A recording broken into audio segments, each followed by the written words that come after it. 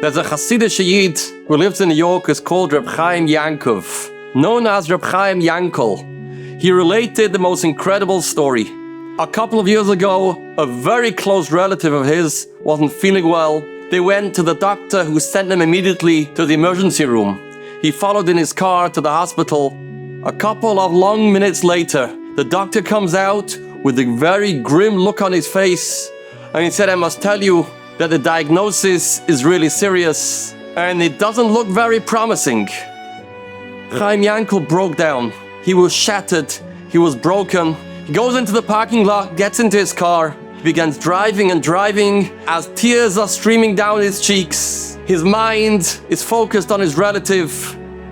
After a long time driving, he looks around and he realizes that he doesn't recognize this neighborhood at all. He must have driven a long way and he doesn't know where he is. He parks his car in some parking lot and he sees a coffee shop. He goes into the coffee shop to ask for directions to get back home. As he walks in, he sees an individual behind the counter that doesn't look Jewish at all.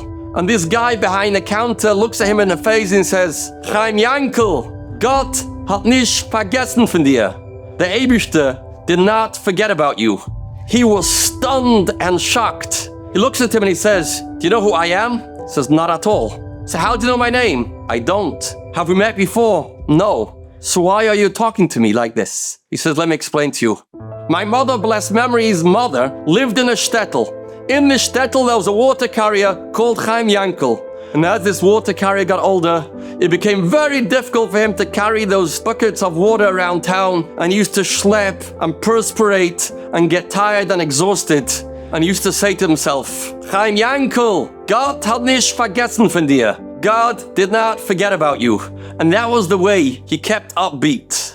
And his mother remembered that her mother used to quote this constantly. Whenever something went wrong in the house, whenever there was some aggravation, she would quote, "Chaim Yankel, Gott hat nicht vergessen von dir." And I remember my mother also quoting this phrase.